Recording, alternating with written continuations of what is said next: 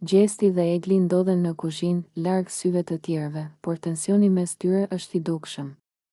Egli ka një shikim të ftohtë dhe të prerë, ndërsa Gjesti, me duart në xhepa, përpiqet ta shpjegojë veten. Egli, të lutem, dëgjom një moment, thot ai, duke u përpjekur të mbajë një ton të qetë. Nuk ishte asnjëherë qëllimi im të lëndoja. E kupton këtë apo jo? Egli tund kokën dhe shikon nga dritarja, duke shmangur kontaktin me të. Gjesti, gjithmonë thua të njëjtën gjë. Më ke lënduar disa herë dhe çdo herë vjen me justifikime. Nuk të besoj më. Gjesti afrohet pak më shumë, por pa e kaluar kufirin e saj të hapësirës personale. E di që ndoshta nuk më beson tani, por unë nuk doja që gjërat të përfundonin kështu. Thjesht, ndonjëherë them gjëra pa menduar dhe më pas e kuptoj se mund të kem lënduar. Nuk ishte me qëllim. Egli kthehet nga ai me një shikim të mbushur me shgënjim. Pse gjithmonë duhet të ndodh kështu, Gjesti? Pse gjithmonë duhet të lëndohem unë në fund? Gjesti ulet në një nga karriget dhe lëshon një pshërtim të thellë. Unë nuk e di, ndoshta sepse unë jam një idiot që nuk di të shpreh ndjenjat e tij siç duhet. Ndoshta sepse ndonjëherë them budallallçe dhe nuk e kuptoj që po të lëndoj. Por e di një gjë me siguri, Egli, nuk dua të shoh të mërzitur për shkakun tim. Egli e shikon për disa sekonda, si duke e studiuar, pastaj kthen kokën më njanë dhe pshertin. Gjesti, nuk e di nëse mund të besoj më. Kam dëgjuar shumë fjalë, por veprimet e tua tregojnë diçka tjetër. Gjesti e shikon me sytë e tij të sinqertë. Atëherë më lejo ta vërtetoj me veprime, jo me fjalë. Mes tyre bie një heshtje e ngarkuar me emocione, ndërsa Egli duket se po lufton me mendimet e saj. A do të mund ta falë ajo Gjestin, apo kjo do të jetë thjesht një tjetër bisedë pas zgjidhjes saj? Egli dhe Gjesti ndodhen në mes të dhomës së ndenjes, ndërsa tensioni mes tyre rritet nga sekonda në sekondë. Pas disa shkëmbimeve të fjalëve të ashpra, Egli humb durimin dhe, me një ton të prerë, i drejtohet Gjestit. Ti je një budalla, Gjesti. Nuk e kupton që gjithë këto që bën nuk kanë asnjë kuptim. Vetëm përpiqesh të luash lojra dhe të manipulosh njerëzit rreth teje. Gjesti qesh me ironi dhe tund kokën, sikur të mos e marrë seriozisht atë që po dëgjon. Pse nervozohesh kaq shumë, Egli? Mos ndoshta sepse e di që kam të drejtë? I thot ai, duke u përpjekur ta provokoj edhe më shumë. Egli e shikon me nervozizëm dhe i afrohet edhe më shumë, duke folur me një ton edhe më të ashpër. Ti gjithmonë mundohet t'ia futësh të tjerëve. Nuk të intereson askush përveç vetes tënde dhe vetëm sa bën lojra të pista. E kupton apo jo? Gjesti tund kokën, duke buzëqeshur sikur të kënaqet me zemërimin e saj.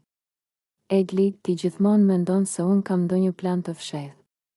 Po ndoshta je ti ajo që sheh shumë teori konspirative aty ku nuk ka asgjë.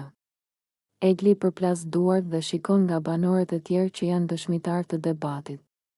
Të gjithë e dinë se si je ti, Gjesti.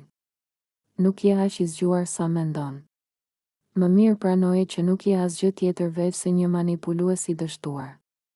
Gjesti vazhdon të qesh dhe i afrohet edhe më shumë. Nëse jam aq budalla sa thua ti, atëherë pse po më kushton kaq shumë vëmendje? Mos ndoshta të interesoj më shumë se ç'do të pranosh? I thot ai, duke e sfiduar me një shikim provokues. Egli tund kokën dhe largon shikimin me nervozizëm. Mos u lodh kot, Gjesti. Nuk ka asnjë shans të më manipulosësh mua. Unë e di shumë mirë se çfarë njeriu je. Banorët e tjerë shikojnë të habitur këtë debat të tensionuar mes tyre, ndërsa Gjesti buzëqesh me vetbesim, sikur të kishte arritur atë që dëshironte, ta acaronte edhe më shumë Eglin, saj. Jozi dhe Loredana janë ulur në një cep të shtëpisë, duke u siguruar që askush nuk i dëgjon, ndërsa fillojnë të diskutojnë për planin e tyre kundër Gjestit. Të dy duken serioz, ndërsa fjalët e tyre janë të mbushura me vendosmëri dhe strategji. Unë nuk e duroj dot më Gjestin, thot Loredana me nervozizëm, duke përplasur duart mbi tavolinë. Ai sillet sikur është i pathyeshëm, por në të vërtetë është thjesht një manipulues. Është koha ta largojmë nga loja. Jozi tund kokën në shenjë miratimi, ndërsa mbështetet në karrige dhe e shikon Loredanën me një shprehje të menduar. E di, ai po bën shumë lëvizje të rrezikshme dhe po mundohet të na hedhë të gjithëve kundër njëri tjetrit. Nuk mund ta lëm të vazhdoj kështu. Nëse nuk e ndalim tani, ai do të na eliminojë një nga një. Loredana pshertin dhe kalon gishtat në flokët e saj, duke u menduar për një moment. E vetmja mënyrë që ai të largohet shpejt është me një zarf të zi. Nëse arrim të krijojmë një situatë të rëndë kundër tij, do ta detyrojmë vëllain e madh ta nxjerrë jashtë menjëherë. Jozi buzëqesh me ironi dhe mbështet bëryllat mbi gjunjë, duke u afruar më pranë saj. Dhe si do ta bëjmë këtë? Duhet një plan i zgjuar, diçka që të duket si një shkelje e rëndë dhe rregullave nga ana e tij. Nëse veprojmë me kujdes, ai do të jetë i eliminuar para se të kuptojë çfarë po ndodh. Loredana ngre vetullat dhe një buzëqeshje dinake i shfaqet në fytyrë. E thjesht. E dim që ai ka një temperament shpërthyes. Nëse e nxisim mjaftueshëm, mund ta bëjmë të reagojë ashpër. Ndoshta edhe ta detyrojmë të thotë diçka të palejueshme ose të sillet agresivisht. Pastaj, vëllai i madh nuk do të ketë zgjidhje tjetër veç se ta dënojë me zarf të zi. Jozi qesh dhe shikon nga larg, sikur po planifikon çdo hap në mendjen e tij. Për këtë duhet durim. Nuk mund ta bëjmë menjëherë, sepse do të duket e qëllimshme. Duhet të krijojmë situata që ta shtyjnë drejt gabimit, ta bëjmë të ndiejë presion derisa të shpërthejë vetë. Loredana tund kokën, duke u pajtuar plotësisht me idenë. E saktë. Do të veprojmë ngadalë, do ta bëjmë të ndihet i izoluar, do ta vendosim përballë të gjithëve. Dhe kur të vijë momenti, ai do të bëjë një hap të gabuar dhe paf. Zarfi i zi do ta largojë nga loja. Të dy qeshin lehtë, duke ndjerë kënaqësinë e planit të tyre të fshehtë. Ata e dinë se për ta zbatuar këtë duhet të veprojnë me kujdes dhe të jenë të duruar. Por në mendjen e tyre, largimi i gjestit është tashmë një fakt i kryer, vetëm koha do ta vërtetojë. Gjesti dhe Egli janë ulur në këndin e tyre të preferuar në kopsht, larg syve të banorëve të tjerë, duke diskutuar për situatën brenda shtëpisë. Egli, me krahët e kryqëzuar, duket e menduar, ndërsa Gjesti, i mbështetur pas karriges, hedh vështrimin drejt shtëpisë, ku Jozi dhe Loredana po qëndrojnë bashkë. Unë të them një gjë, Egli, fillon ai, duke tundur kokën me mosbesim. Ata të dy, Jozi dhe Loredana, nuk kanë asnjë ndjenjë për njëri tjetrin.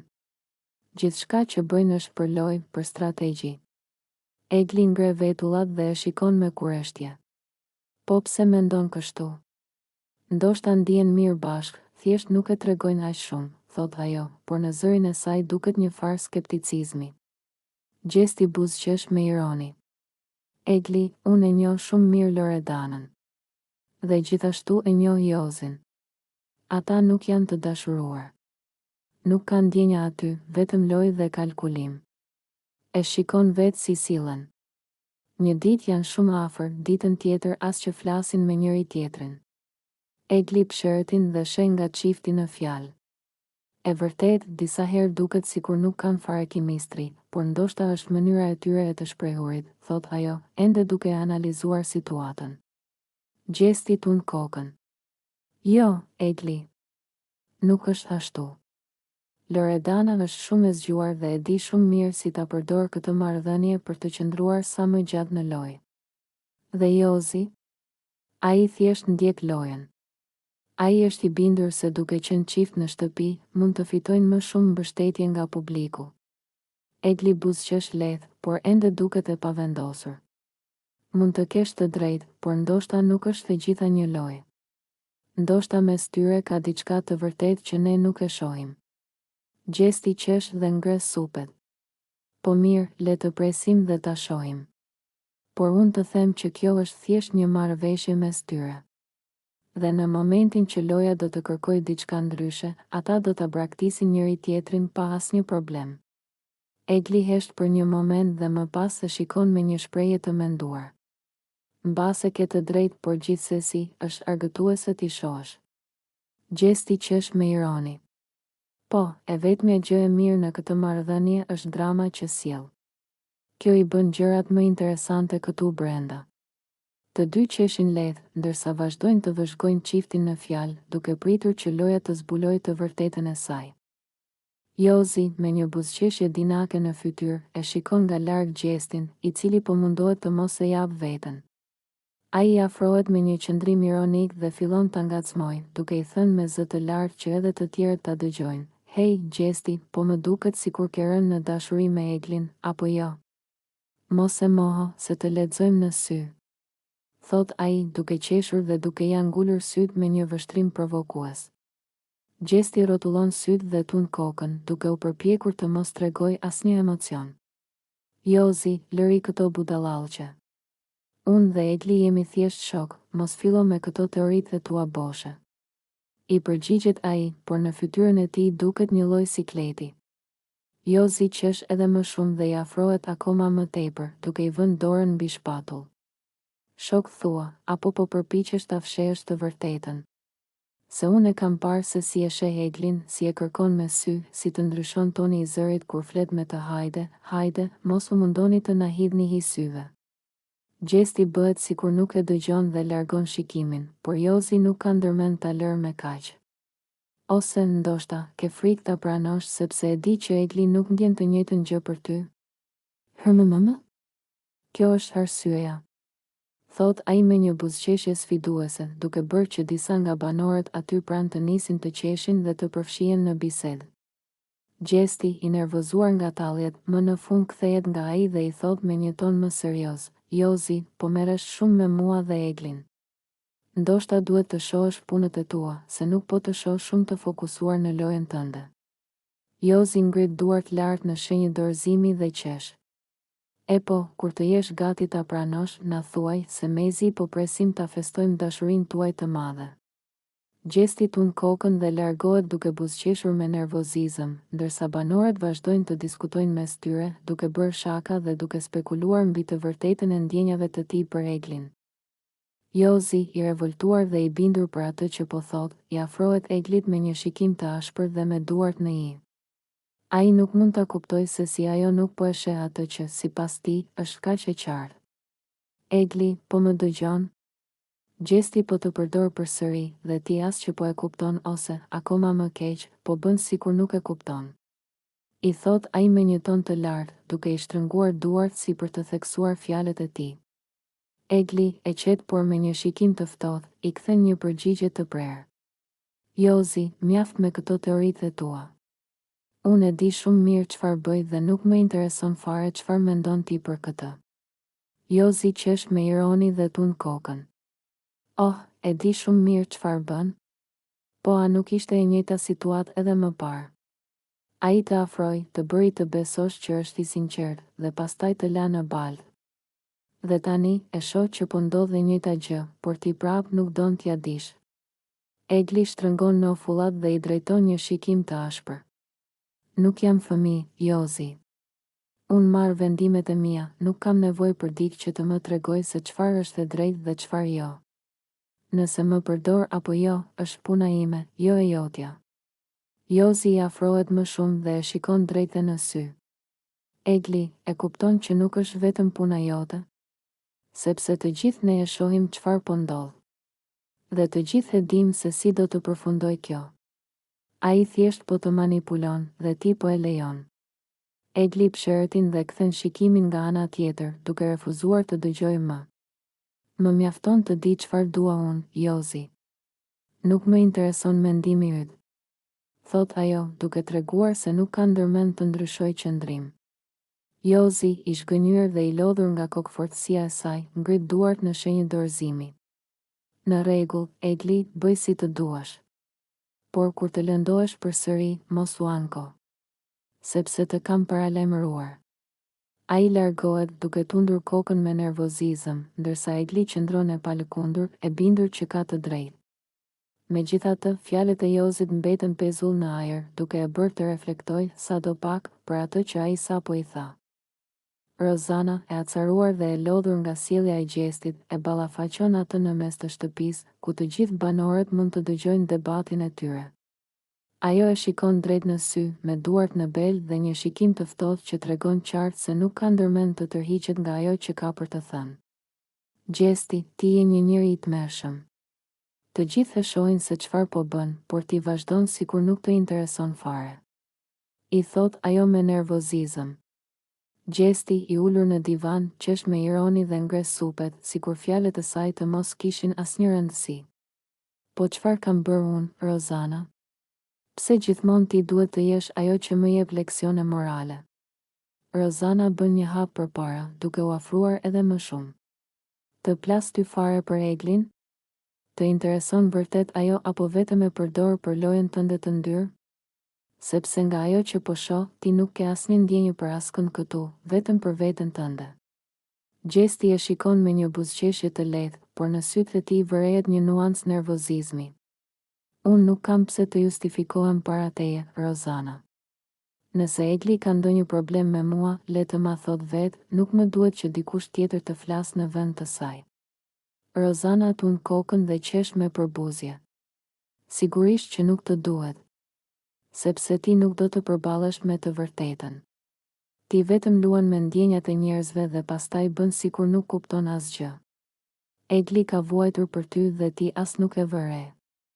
Gjesti pshërtin dhe ngrihet më në fund nga divani, duke i bërë një hap nga Rozana. Nuk jam unë ai që e kam detyruar Eglin të ndjejë diçka për mua. Nëse ajo ka ndjenja, është puna e saj, jo e imja. Unë nuk kam premtuar asgjë. Rozana e shikon me zemërim. Pikërisht ky është problemi, Gjesti. Ti nuk premtove asgjë, por sërish e mbajte afër, e bërë të besoj se kishte një shans. Dhe tani, thjesht sillet sikur nuk ekziston. Kjo tregon se çfarë njeriu i keq je. Gjesti tund kokën, tashmë i irrituar. Unë nuk kam detyrim ndaj askujt këtu, Rozana. Nuk jam as prind, as mbrojtës i askujt. Të gjithë jemi të rritur dhe bëjmë zgjedhjet tona. Nëse Egli ndjen keqardhje për veten, nuk është faji im. Rozana bërtet, nuk është puna për të pasur detyrim, Gjesti. Është puna për të pasur zemër. Por ti nuk ke. Ti je thjesht një lojtar i paskrupull që nuk i intereson asgjë për askën. Gjesti qesh me ironi dhe largon duart, duke u kthyer për të ikur. Mendo çfarë të duash, Rozana. Unë nuk kam kohë të merrem me dramat e tua. Rozana, duke e parë atë të largohet, tund kokën e zhgënjur dhe kthen shikimin nga banorët e tjerë, të cilët kanë dëgjuar gjithçka.